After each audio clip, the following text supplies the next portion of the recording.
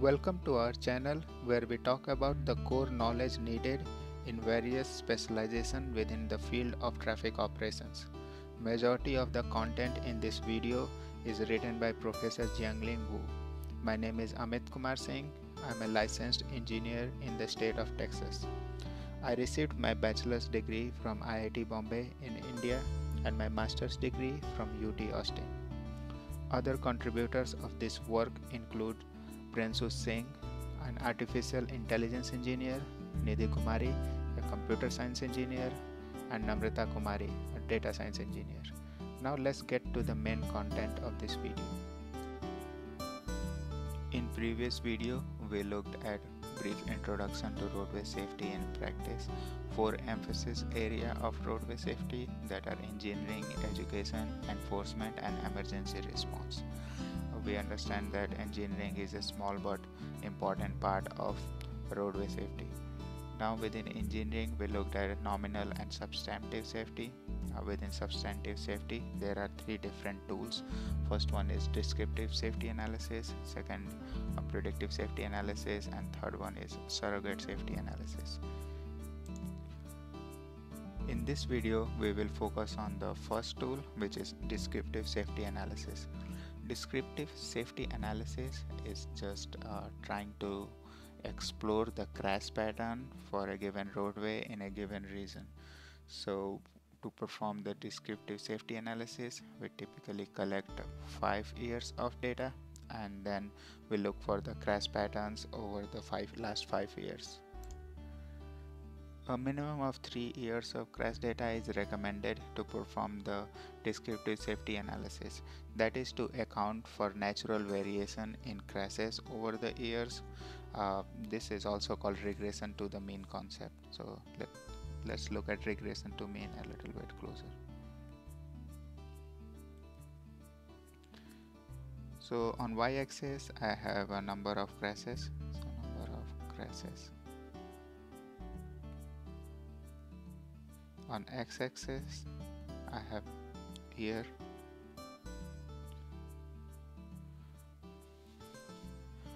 So what happens is usually the crashes increases over the years because of increase in ADT.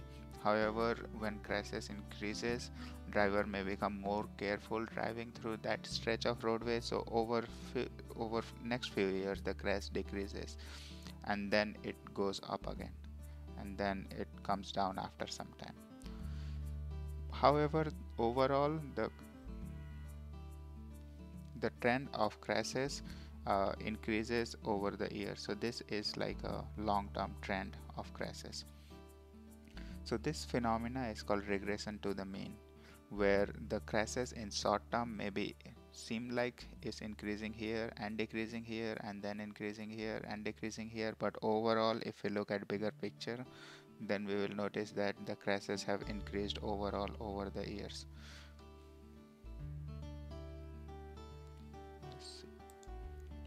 So if we analyze the crashes using only few years of data, let's say we are picking these 3 years, then we might underestimate the number of crashes over the years.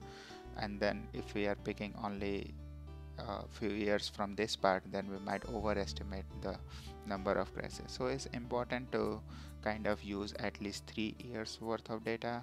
Typically in practice, for most of the project, we use 5 years of data. Most of the roadway project. If we are working on standalone safety project, we might use more years worth of data. However, we need to understand that the roadway characteristics and many other parameters might have changed over the years. Typically 5 years is enough, but if we are doing standalone safety studies, we might pick 10 years worth of data. If we pick 10 years worth of data, then we typically, instead of using number of crashes per year, what we use is called 3 years rolling average. 3 years rolling average crashes, where we average out crashes for previous 3 years. So let's say if I'm looking at crash in 2012, then it will be average of crashes in 2010, 2011 and 2012. If I'm looking at next year, 2013, then it will be average of crashes in 2011, 2012 and 2013. However, for majority of the projects, what we do is we typically take 5 years of data and look for the crash patterns within those 5 years. The next topic is crash data attributes. So when a crash occurs on a roadway system, usually the police reports the crashes to state DOTs if the damage total damage in a crash is greater than $1,000. So typically if total damage is greater than $1,000, then police forward their police report to state DOTs, and state DOTs maintains a record of all the crashes that has occurred in the state which are greater than $1,000 in value. For crashes that are lower than $1,000, those information stays with insurance companies. So if we are looking at very detailed safety analysis as a part of research, we might want to include the crash data which stays with the insurance companies. So for most of the projects, we download the crash data or obtain the crash data from the state DOTs. State DOTs can have online web portal to download it, or in past times we used to send a PDF form request to get the crash data. Now, given the large number of attributes that are applicable to one crash, the crash data is broken into 3 different files typically. There can be more files depending on state agencies, but typically it's broken into 3 different files. First one is crash data file, second one is person data file, and then we have vehicle data file. So within the crash data we have crash IDs. Crash ID is a unique ID that is assigned to every crash, and this crash ID is common in all 3 data files.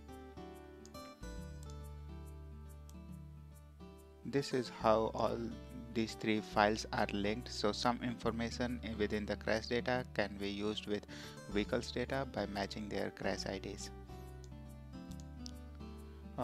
Typically there is a unique crash ID within the crash data file. So in crash file there is one unique ID for every single crash. So let's say there is crash ID 1, crash 2. So in crash data file, the crash 1 will have its own row and there will be a lot of attributes. In crash 2 there will be a lot of attributes. So this is within the crash data file. But within the vehicle file, one crash may have multiple vehicles. So let's say there are 2 vehicles for crash 1. So for crash 1 there will be vehicle 1. So here we will have crash ID as crash 1, and this is vehicle 2, and this is vehicle 1. Now a crash may have multiple drivers involved, and if the passengers are injured, they are included in crash data as well. So one single crash within the crash data file has 1 row. Typically it can have 2 rows sometimes. So those are duplicate rows where we have to remove where some crash records has been duplicated. So in crash file each row has a unique crash ID and reports a unique crash. In vehicle file it gives all the vehicles that are involved in crashes. So let's say there are 2 or 3 vehicles involved, then each row will have the vehicle information, and in beginning we will have crash ID which will be the same for all 3 rows. Crash ID. So I have 3 crash IDs here, but this one is for vehicle 1, this is for vehicle 2, this is for vehicle 3. Similarly for person, All the persons involved in the crash, mostly drivers and passengers if they are injured, are included in this persons file. So similarly, we will have crash ID that will link this person data with the vehicle data and the crash data. So let's say crash ID 1, crash ID here, and then so on. So for this row we may have driver and person 1. And for this one we might have driver, person 2, and then we might have passenger. Let's say passenger has a severe injury, passenger, person 3. All these 3 data points are for the same crash. These 2 data points are for the same vehicle. These 3 data points are for the same vehicle, and in the crash file we will have each one row for each data point. This is how a typical crash data is structured. So within the crash data we might have active school zone flag, whether the crash has occurred within the active school zone, adjusted ADT, crash date, crash severity. Crash severity is an important one. Crash time, crash year, first harmful event, crash number, highway system, whether the crash has occurred on interstate or state highway or farm to market road. Then we have hour of the day, then intersection related, whether the crashes has occurred near intersection. So within intersection related we have at intersection. If I can move this up, so we have at intersection, then we have near driveway,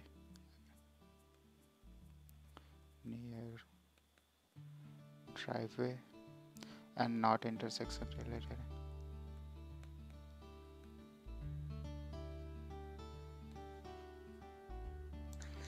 Then two important one that gives the geographical location of the crash is the latitude and longitude. This is very helpful in visualizing the crashes on a map.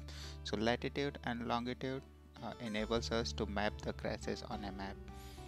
Then light conditions. Under light conditions we have daylight, then we have dark lighted. So is a dark lighted is like night time, but there was lighting available. Then we can guess the next one is dark not lighted. Then we may have dusk and dawn, dusk and then dawn. Next we have manner of collision. So we will look at manner of collision in more detail in next sections. Manner of collision, crash severity, latitude, longitude, these are some of the important attributes within the crash data file. Then we have the median type, what kind of median was there, whether it was divided median, undivided median, what kind of barrier was there in the median, number of lanes, objects, truck, horizontal function, roadway function, and roadway parts. So roadway function class is whether this road is interstate, state highway, farm to market road, loop, and so on. Next we have roadway parts. So typically when a crash is reported, crash is reported based on their latitude and longitude. So let's say I have this freeway where the inner two lines are the main lanes. These are the main lanes, and these are the frontage roads on side. So when a crash is reported, it's typically reported as like the center point or somewhere on this roadway, but it does not specify whether the crash has occurred on the main lanes or on the frontage roads or on the ramps even. So in order to figure out whether the crash has occurred either on the main lanes, frontage road, and ramps, an important characteristic is this roadway part. Roadway part gives information whether the crash has occurred on the main lanes or ramps or direct connector or frontage road or arterial and so on. For arterial it might just say main lane. So roadway part is an important attribute which plays a big role in the freeway kind of crash analysis, where we are trying to look at crashes by different roadway parts. Next we have a rural urban type. Since the driving behavior and the crash pattern changes between rural and urban areas, a rural urban type is another important statistics um, that goes within the crash analysis. Speed limit, street name, surface conditions, whether the surface was wet or dry or slippery, surface type, which is pavement type mostly, and weather conditions. Then under vehicle data we have CMV sequence of event. CMV is commercial motor vehicle sequence of event, crash contributing factor. So this is an important attribute we look at, is crash attributing contributing factor, which tells us whether the crash has occurred because of, let's say, speeding, which is the most common one, then unsafe maneuver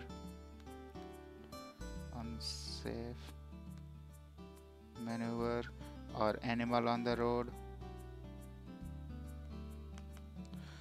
drunk driving.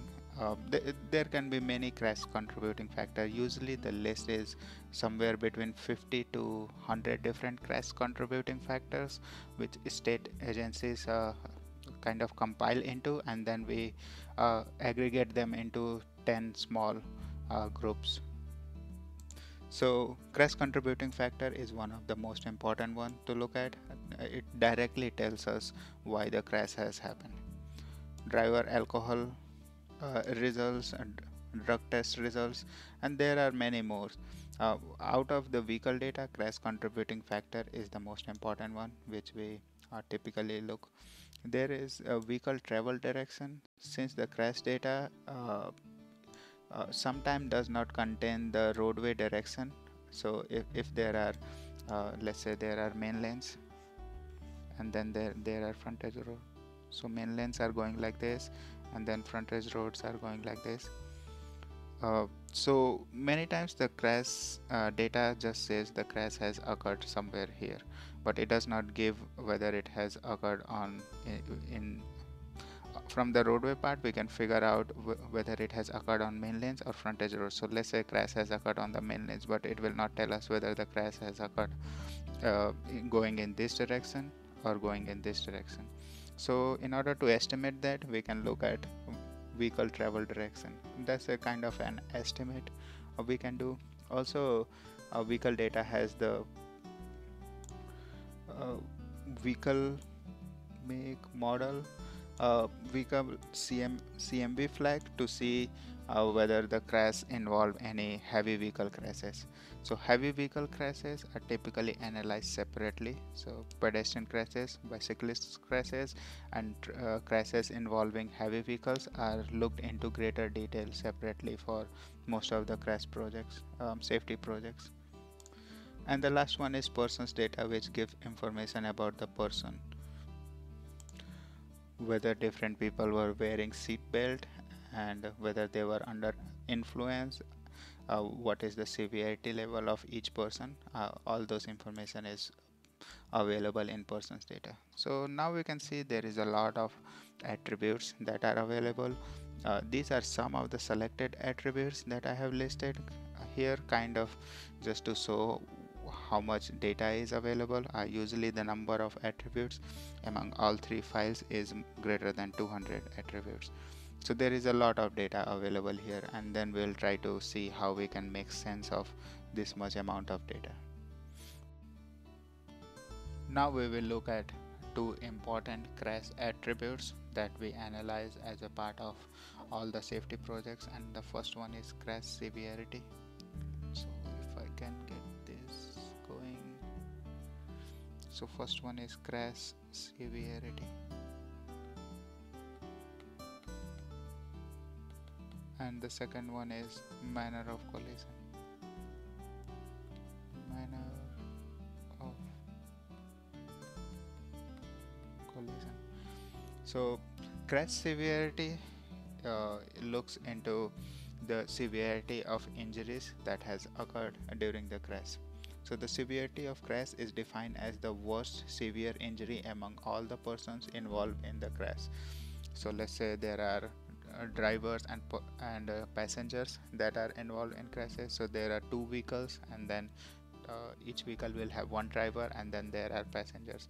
So crash severity is defined. Crash severity of a crash is a single attribute. So the overall crash severity of a crash would be the worst severity level of the injuries of all the passengers. So crash information is typically entered by police officer responding to the crash.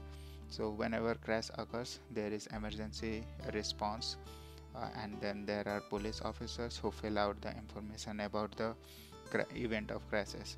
However, identifying the severity of crashes just by looking at people involved might not be a reliable source of information. A good source of information for the crash severity is the hospital records. So some of the injuries may not be visible right away.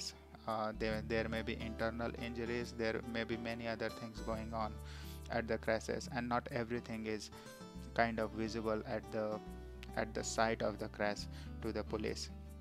So crash severity information is entered by police, and which may be limited in accuracy because crash severity is kind of difficult to identify just by looking towards a person from outside. So a good source of crash severity data would be to follow the passenger and look at the hospital records. However, obtaining the hospital record because of different confidentiality laws is not easy. So so it's kind of important to know or remember that severity data has some limitations in accuracy, has limited accuracy, as is filled by police based on what is the perception of police for different level of crashes that has occurred. We will go to the next page. Severity of crashes are typically defined in Capco scale. So Capco scale is K is fatal. Capco scale is given in table 4.2. Capco scale. Fatality is defined as if a person involved in crash dies within 30 days of crashes, then the crash is declared a fatal crash. Then A is serious injury crash. Serious injury. Then B is non-incapacitating injury, C is possible injury, and D is property damage only, where no injury is involved. Majority of crash data falls under this category. So depending on different projects, 80 to 90% or more than 90 may fall under property damage only. So many times what we do is we separate out these crashes and we look in depth of these crashes, or we separate out K and A crashes and then we look in depth of K and A crashes only. One confusing term which frequently pops up is the serious injury crash versus severe crash. So there is a term called severity and there is serious. So serious crash is when there is a serious injury involved. However, the term severe crash or severity is used to define the level of injuries. So when we say severity, it's like an attribute. So severity means it may have low severity, which is property damage only, or non-injury crashes or possible injury crashes, or it may have medium severity, high severity. Severity is a scale, let's put it that way, whereas serious is actually telling us that the injury is serious. So severity is a scale to measure the injury level, whereas serious is actually the value of scale. So severity is a scale. For example, if we have to compare it to distance, then so distance can be measured in inches, then feet, then miles. So if we have to compare, then severity will be equivalent to distance, which is a measure or a scale, and this serious would be one of these values. So I kind of wanted to clarify this severe versus serious, because this comes in practical projects several times, whether the word whether we should be using the word severe or whether we should be using the word serious. As mentioned here, there has been increased focus on reducing the fatal and serious injury crashes, which are KA crashes. There is a lot of initiatives going around, and collectively they are known as Vision Zero initiative. So several cities, several MPOs, and several states have developed their Vision Zero plan, and the aim of this plan is to reduce the fatal crashes and serious injury crashes. So Vision Zero plan. Now, to back up these initiatives, there is a lot of funding available that are targeted mostly for safety projects exclusively. So these are not just general initiatives and people are talking about it. These initiatives are backed by pretty good local, state, and federal level fundings. Next, high severity crashes are typically associated with high speeds.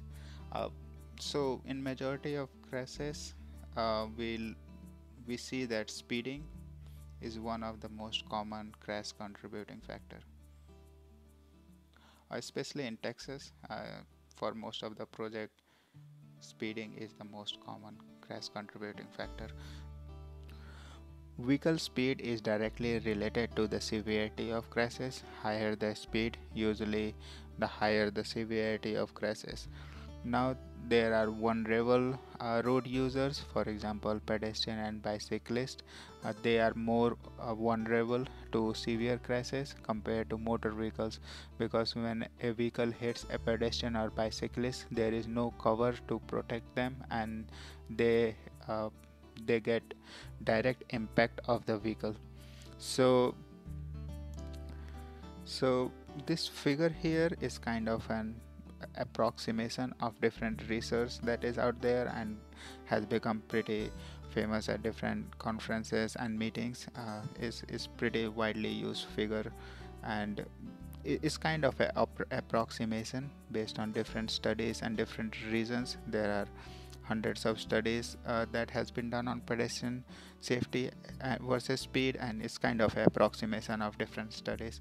So at 20 miles per hour, if a pedestrian gets hit, then 9 out of 10 pedestrian would survive and one would likely end up in fatal injury. At 30 miles per hour, usually 4 or 5 out of 10 pedestrian would survive. But if a pedestrian gets hit at 40 miles per hour, then only 1 or maybe 2 out of 10 would survive. So this is an approximation, but it kind of sends an strong message that vehicle speeds are directly related to severity of crashes, especially for pedestrian and bicyclist.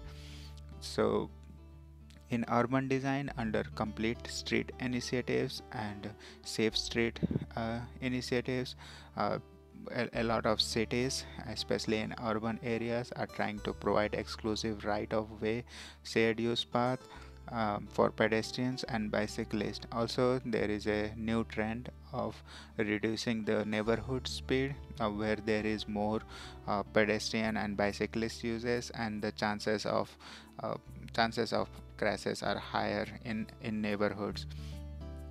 So there is a new trend of reducing the neighborhood speeds, mostly from, let's say, 35 miles per hour, 40 miles per hour, to bring it down to 25 or even 20 miles per hour and 30 miles per hour. So this trend will hopefully help to reduce the severity of pedestrian crashes. Also, when vehicle travel at a slower speed, they have more time to react, and even the number of crashes hopefully can be reduced further. The last topic we will discuss in this video is the manner of collision. Manner of collision provide information on the angle at which vehicles hit each other. Let's switch to a blank page. Crashes are typically categorized based on the manner of collision into various categories. First one is rear end. Let me explain them one by one by drawing some crash patterns. So rear end would be if a vehicle, let's assume this rectangular box is a vehicle and this is another vehicle. If they are moving in the same direction and the second vehicle hits the first vehicle from the behind, so the angle of crash will be 0 degree, and this would be rear end crash. Rear end crash, if I can get this working.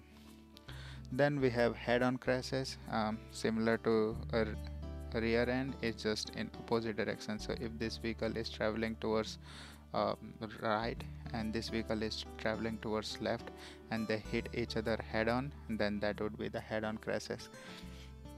Then we have fixed object crashes, typically on a, let's say, on a curved roadway. If a vehicle goes off the roadway and hits something on the side of the roadway, let's say a tree, and that would be a fixed object crashes. Fixed object crashes. Then we have left turn crashes, usually at an intersection.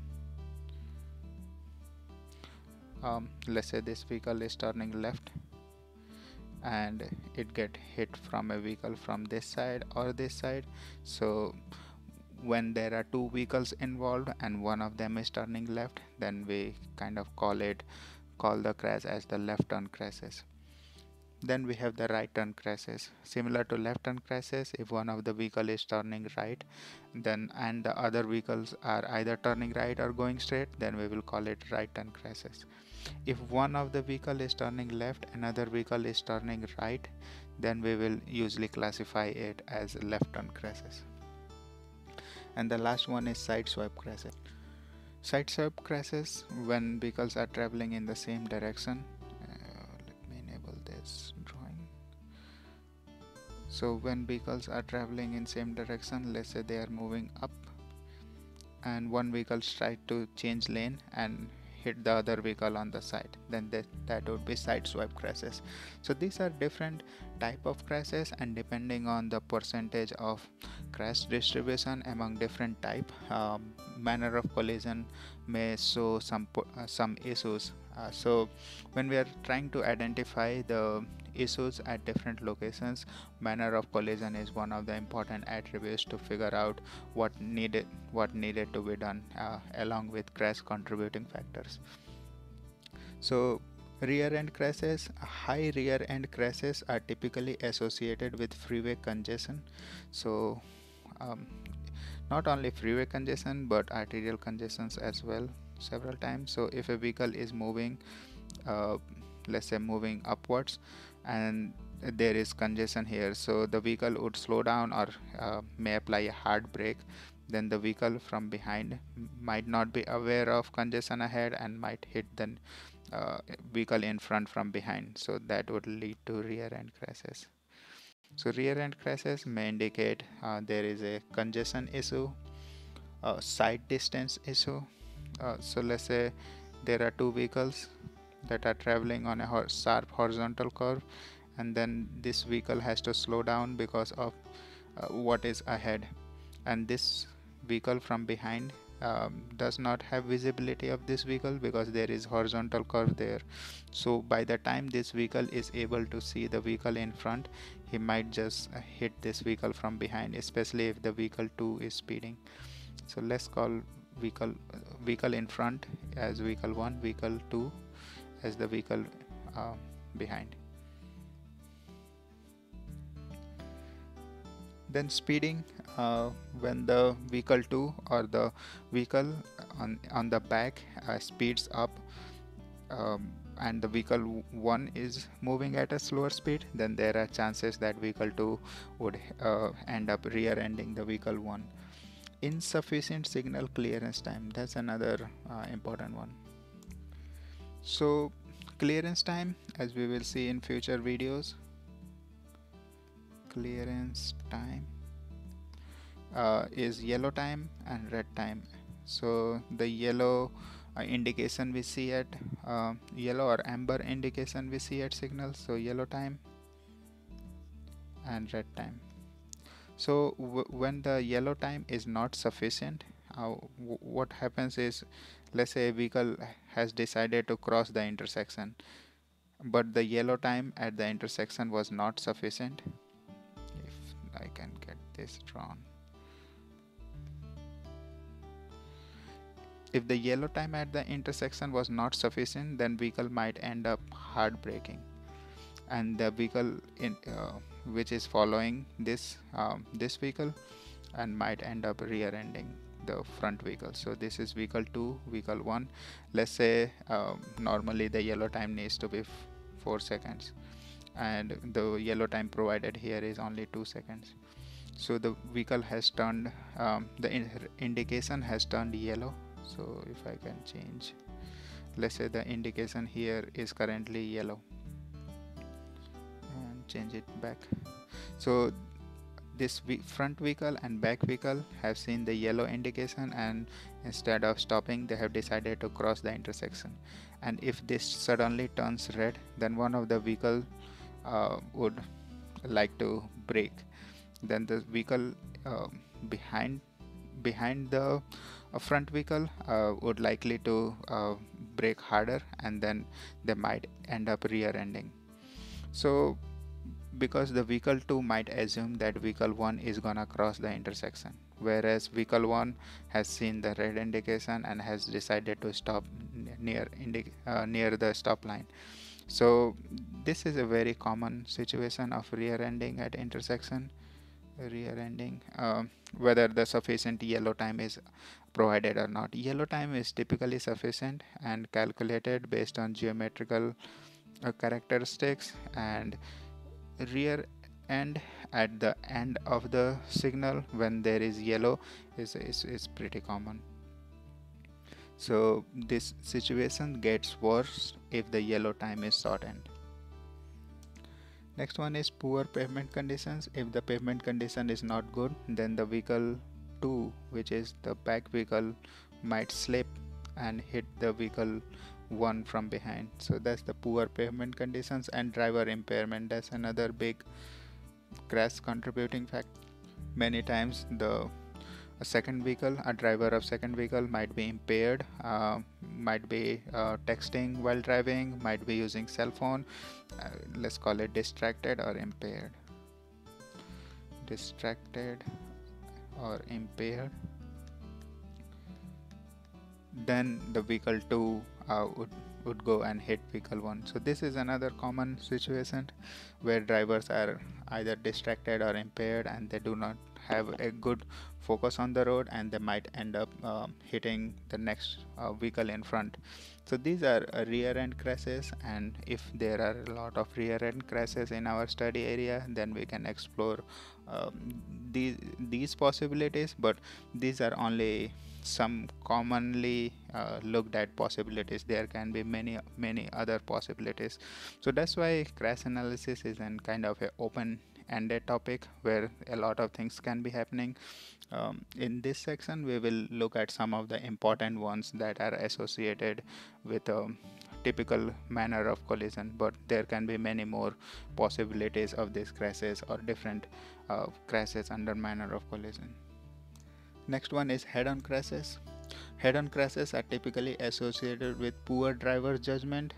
Some of the factors that leads to poor driver judgment is age, intoxication, poor visibility leading to wrong way driving. So head-on crashes typically occur because of two reasons. First one is wrong way driving.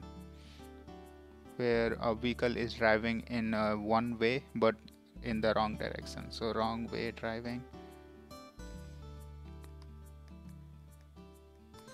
And the second one is poor judgment during overtake. Poor judgment during overtaking on undivided roadway. Overtaking on undivided roadway.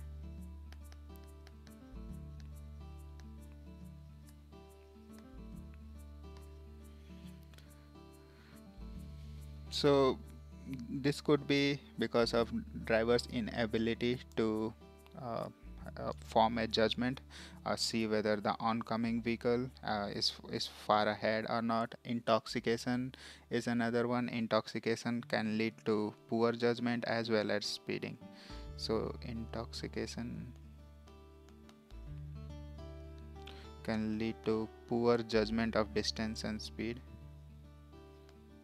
Poor judgment of distance and speed. And then poor visibility. Sometimes the roads are not visible and the driver may end up driving in the wrong way. The driver may miss the one-way sign and might end up on the wrong side of road. Usually if a driver is driving on the wrong way and he does not realize, it ends up with very severe crashes. Head-on crashes typically result in severe or fatal crashes because it's kind of unexpected for other driver to drive in the wrong direction. Head-on crashes are typically high impact crashes since vehicles are moving in opposite direction. Upon impact, their change in velocity is the highest, leading to a very high impact crashes and leading to a severe crash. So head-on crashes, depending on speed, typically result in severe and fatal crashes. We'll go to the next page, and then there is fixed object crashes. Fixed object crashes or run-off crashes. So many times they are also called roadway departure crashes. Many times because of different situations, let's say a road is curvy and a vehicle is speeding, so the vehicle might not be able to navigate the curve properly and might end up going off the roadway. So those are called fixed object crashes. Fixed object crashes or runoff crashes are typically associated with speeding. Speeding is one of the most important ones, and then horizontal curve is there. Driver impairment or intoxication, insufficient clear zones. Many times on freeways, the median or the median on the left hand side, so the median barrier or the right hand side barrier is just near the pavement mark. So if you lose control, especially in urban areas, if you lose control, then you will likely hit the concrete barrier on the left and right hand side. So that's another kind of reason to be involved in fixed object crashes. Sometimes the clear zone is not available. Clear zone is an area where if a vehicle goes off the roadway, then he or she can recover and safely enter back in the roadway or safely stops. But many times if the clear zone is not available, and then vehicle would end up hitting the barrier on the side. Lack of rumble strips. So rumble strips are stripes along the edge of pavement. So I will move this and keep it here. So rumble strips, let's say this is my roadway. Rumble strips are grooving on the pavement on the edge of the pavement marking. So when a vehicle goes on the rumble strip, there is a loud noise, and let's say a driver is a little bit drowsy or sleepy and the vehicle run off the road, then the tire would make a very loud noise enough to alert the driver. So those are rumble strips. Those are very helpful in preventing the fixed object crashes. Then short sight distance. Sometimes when a road has a lot of curves and there isn't sufficient sight distance, driver may not know what is going ahead or might slip off the road, or let's say he's not anticipating some changes that lies ahead on the road, then the driver may end up going off the road. Rumble strips along the edge of pavement has been proven to be very effective in reducing fixed object crashes. So as a countermeasures of fixed object crashes, uh, we should be looking at roadway geometry, whether the roadway geometry is in within the standards geometry, whether we can improve the roadway geometry, and we should be looking at rumble strips if rumble strips are not installed. Rumble strips are very helpful in reducing the fixed object crashes. Next one is angle crashes. Angle crashes are when vehicle, let's say this is vehicle 1 and vehicle 2 hits the vehicle 1 at certain angle. So if the vehicle 2 hits the vehicle 1 at 0 degrees, like I mentioned, is called rear end. If it hits let's say 180 degrees, is side swipe.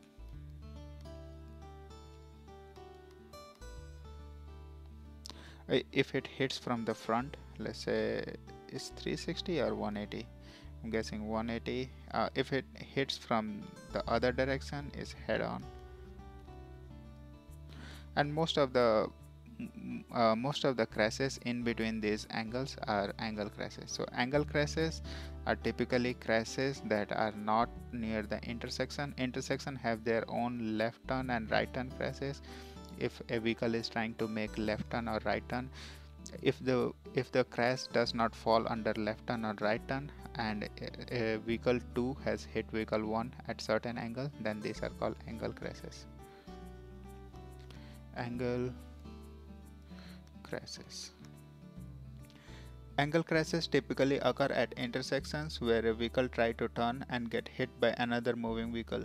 Angle crashes are typically associated with unsignalized intersections, red light running, speeding, and poor signal head visibility and driver impairment. So one of the very common factors that leads to angle crashes is not following the traffic signal. So there are some vehicles, let's say this is an intersection,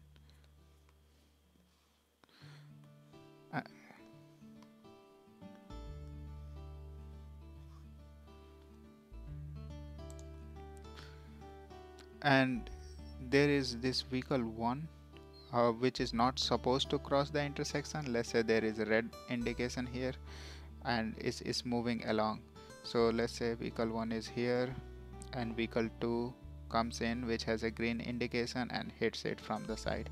So this is a typical situation where one of the drivers does not follow the traffic signal, or even at the unsignalized intersections. Let's say one of the vehicle is trying to make some movement and the other vehicle at unsignalized intersection hit him on the side, then those can lead to angle crashes. If a vehicle is particularly executing the left turn or right turn, then we will classify them as left turn or right turn crashes. Left turn or right turn, then we will classify them as left turn or right turn crashes. Otherwise, if two vehicles have collided at certain angle, we will declare them as angle crashes. At separating out left turn and right turn crashes from these angle crashes, they are subcategories. So left turn crashes are also like subcategories of angle crashes, but separating them out gives us more insight into the potential issues at the intersection and help us to come up with countermeasures for these crashes. So we typically take out the left turn crashes out of angle crashes and take out the right turn crashes out of angle crashes. Like I mentioned, if there is one left turn crash and one right turn crash, you typically will classify it as left turn crash. Left turn crashes. So at an intersection, a left turn is the most complex movement to execute. So right turn is typically has the least amount of conflict, then through movements have conflict, and left turn has the highest amount of conflict with other movements at the intersection.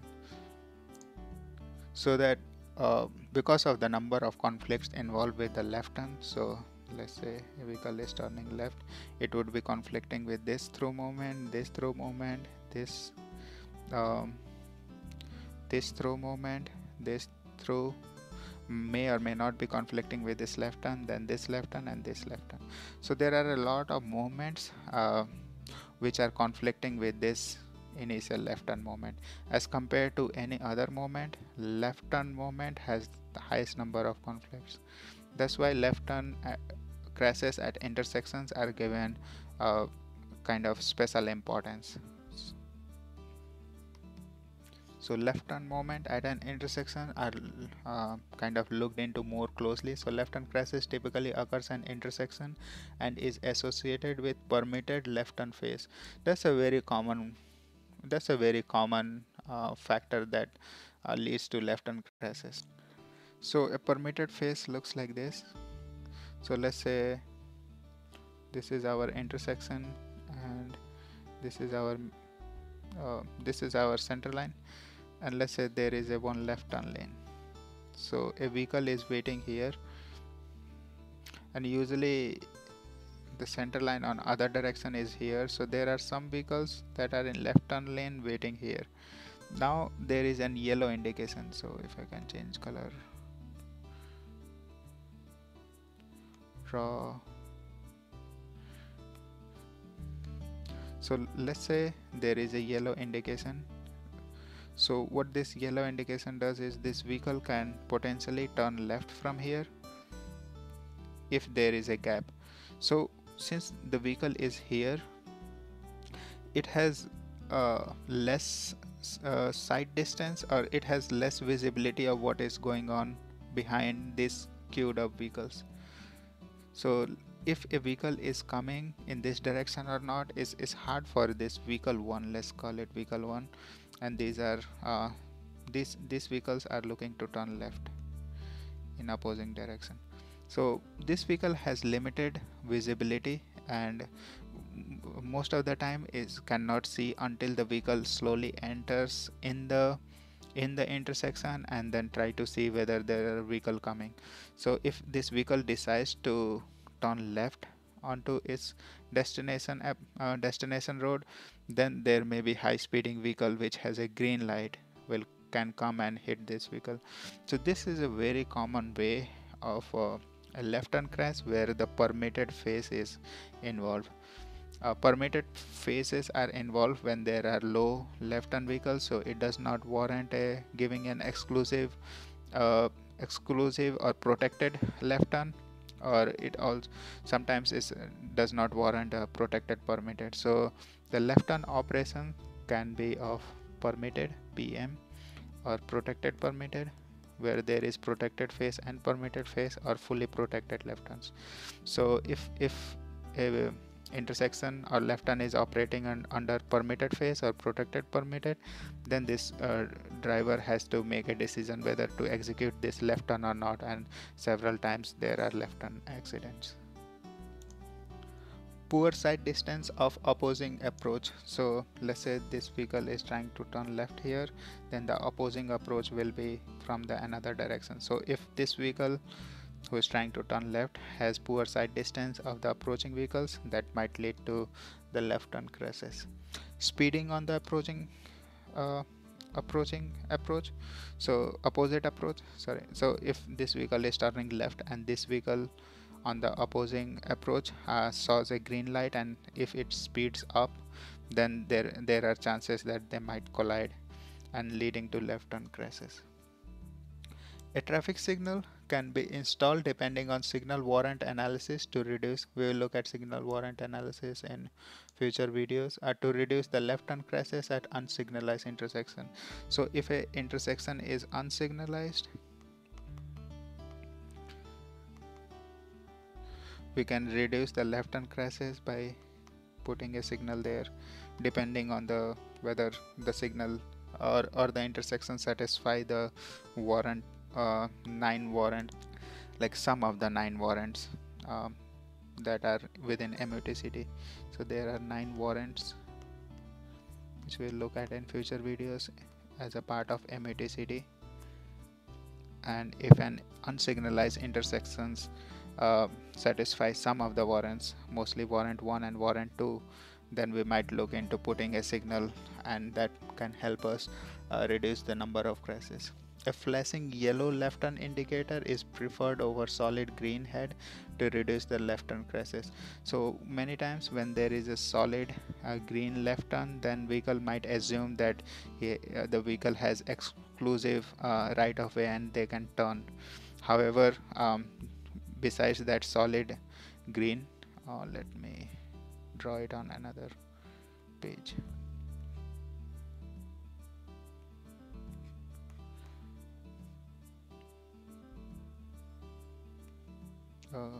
Green.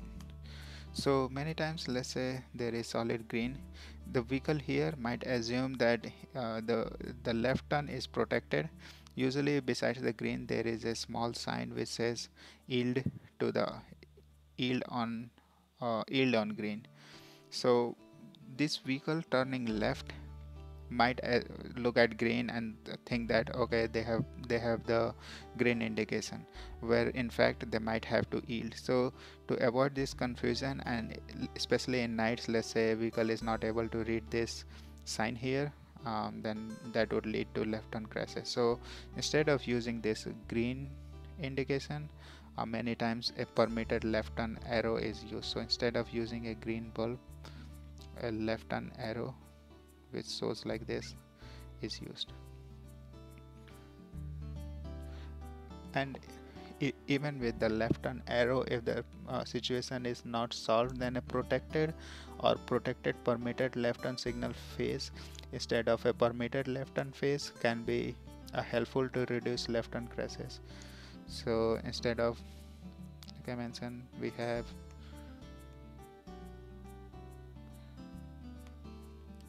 protected phase, we have permitted phase, and we have protected plus permitted. So if there are too many left turn crashes, we might move from permitted phase to permitted protected, and if it does not help, we might move from permitted protected to fully protected phase. For a fully protected left turn, the chances of left turn crashes would go down significantly. However, that might lead to inefficient signal operation. So it's subjective. There is a lot of study and there is a lot of kind of analysis that needs to be done to switch this different kind of phasing schemes.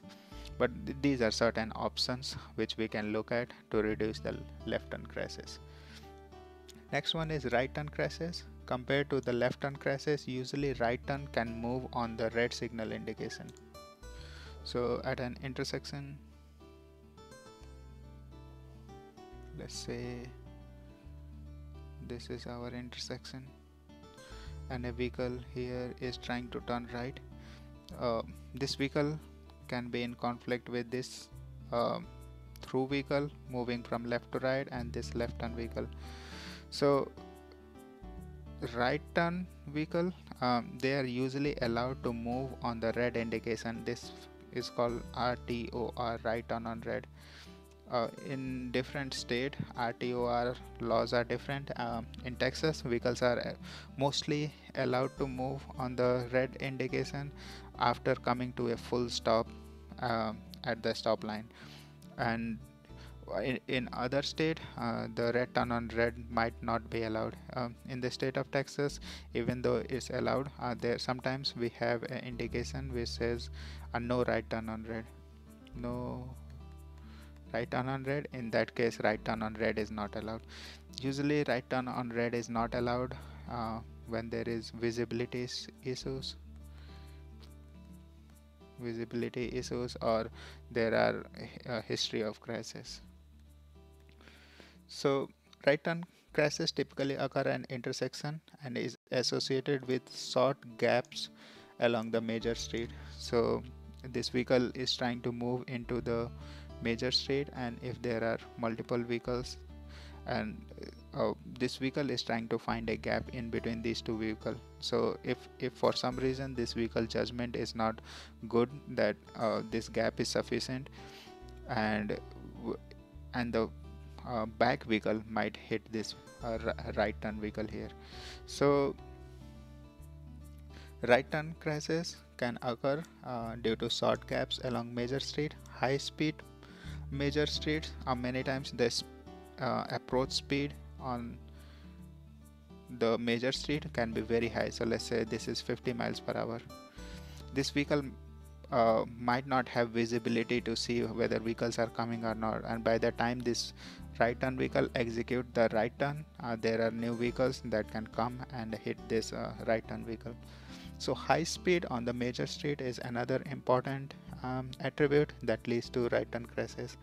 And short sight distance along the major street. Short sight distance improvement if necessary. Implementing no right turn on red on signal can help to reduce right turn crashes. Side swipe crashes. This will be the last crash type.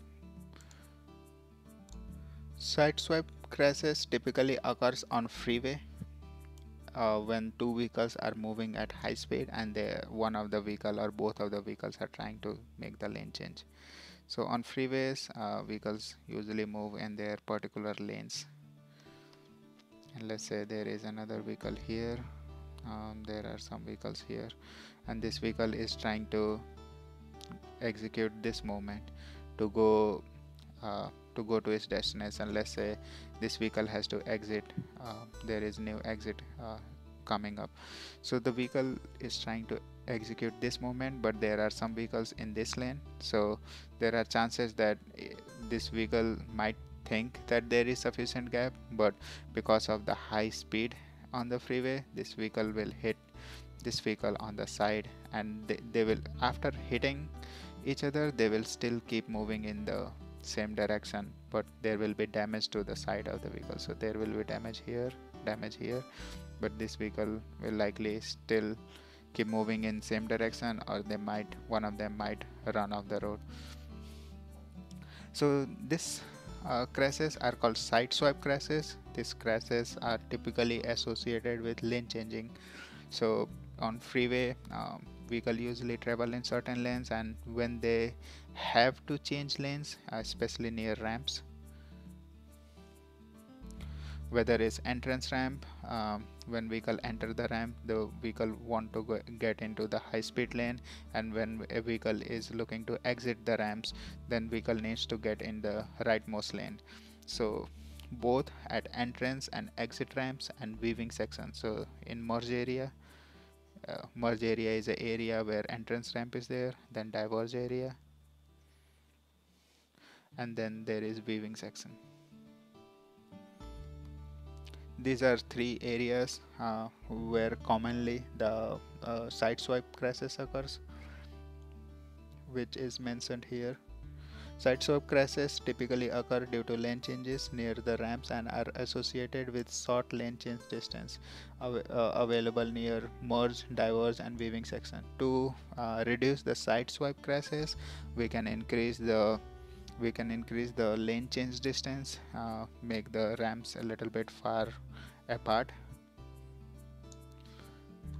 or we can reconfigure ramps such that the lane changes are more suitable. So if there are back-to-back entrance and exit ramps, then there may be a lot of lane changes involved. So if we can consolidate some of the ramps, those may be countermeasures for the side swipe crashes. We looked at some of the generic countermeasures that are associated with different manner of collision. We typically figure out the potential manner of collisions that are responsible for majority of crashes. Then we search for those countermeasures to look at the latest research and latest countermeasures. So there is FSWA 9 proven countermeasures. There is a FSWA countermeasures that work. There are a lot of tools that are available that can help us identify different countermeasures and the effectiveness of those countermeasures for different manner of collisions. So countermeasures can range between, let's say, 50 to 150. There are different spreadsheet people have, where there is a lot of countermeasures and there is a lot of crash modification factors or benefit related to different countermeasures for different crash types. So what I typically do is I look through some of the Google search resources for that particular countermeasure. So let's say I'm looking at rear end countermeasures. So we can just search for rear end countermeasures and then look through some resources.